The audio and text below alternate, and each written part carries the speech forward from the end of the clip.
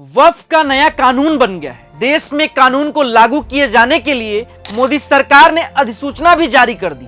All India Muslim personal law board और जमाते इस्लामी जैसे संगठनों ने वक्फ कानून के खिलाफ आंदोलन करने का ऐलान भी कर दिया है। उधर बीजेपी ये बताने में जुटी है कि नया कानून मुसलमानों के हित में।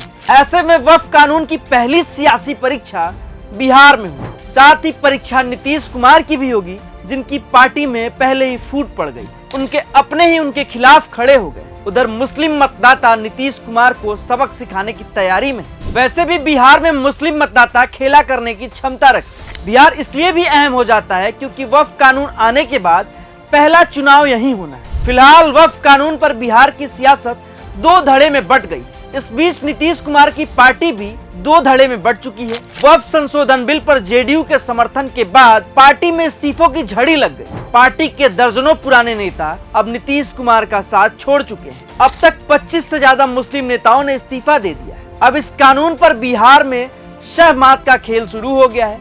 इसके चलते ही माना जा रहा है कि वक्फ कानून का सियासी इम्पैक्ट बिहार के चुनाव पर पड़ सकता है। एक तरफ चुनाव से पहले एनडीए बिखरता दिख रहा है, दूसरी तरफ चिराग पासवान की भी पार्टी में कुछ ठीक नहीं चल रहा है। एलजेपी में ही भगदड़ का माहौल है और उधर नीतीश कुमार की कहानी तो हम पहले ही बता चुके हैं। कुल मिलाकर बिहार चुनाव से पहले एनडीए गठबंधन की हालत ठीक नहीं। वैसे भी जातीय सर्वे के मुताबिक बिहार में करीब 17.7% मुस्लिम आबादी है, जो सियासी तौर पर कितनी अहम है बताने की जरूरत नहीं है। राज्य की कुल 243 विधानसभा सीटों में करीब 70 सीटें ऐसी हैं जहां मुस्लिम वोटरों का रोल काफी महत्वपूर्ण है। इन इलाकों में मुस्लिम आबादी 20 से 40% या इससे भी अधिक है। बिहार की 15 सीटें ऐसी हैं जहां 40% से ज्यादा मुस्लिम हैं और 7% पर करीब 30 से 35% मुस्लिम हैं। इसके अलावा 40 सीटों पर 20 से 30% के बीच मुस्लिम मतदाता हैं।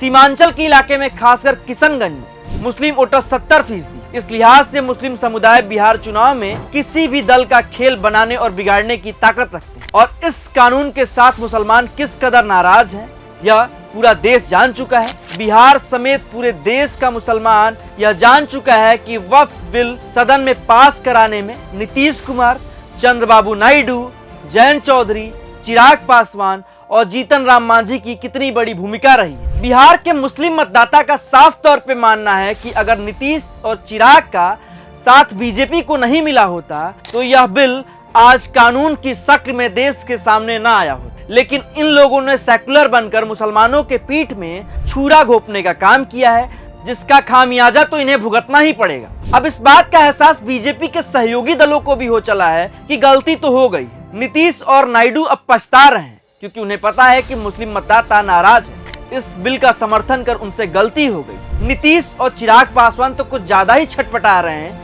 क्योंकि बिहार में चुनाव है। तभी तो चिराग पासवान मुस्लिमों से सीधे सीधे माफी मांगते दिख रहे हैं। उधर नीतीश कुमार का मानसिक संतुलन बिगड़ गया है और उल जलूल की हरकतें कर रहे हैं। लेकिन मुस्लिम समुदाय ने साफ कर दिया है कि 2025 के विधानसभा चुनाव में नीतीश और चिराग को सबक तो सिखाएंगे, जिसके चलते दोनों पार्टी में फूट की भी स्थिति देखने को मिल रही है। अब नीतीश और चिराग के लिए टेंशन की बात यह भी है क्योंकि इससे पहले तक के चुनाव में इन्हें मुस्लिम मतदाताओं का वोट ठीक ठाक मिलता था, लेकिन इस बार पहले ही मुसलमान बागी हो चले हैं और बिहार में महज 6 महीने के भीतर चुनाव है। ऐसे में वक्फ संशोधन कानून का जो सियासी परीक्षा है वो बिहार चुनाव में ही हो जाएगा और इसके साथ ही पता चल जाएगा कि नीतीश कुमार की पार्टी यानी जेडीयू का भविष्य कितना असरदार होने वाला है। चिराग का सियासी भविष्य क्या होगा, एनडीए गठबंधन बिहार में क्या कुछ कर पाएगा, क्योंकि जिस तरह से नाराजगी है उससे देख तो एक बात साफ है कि इंडिया गठबंधन को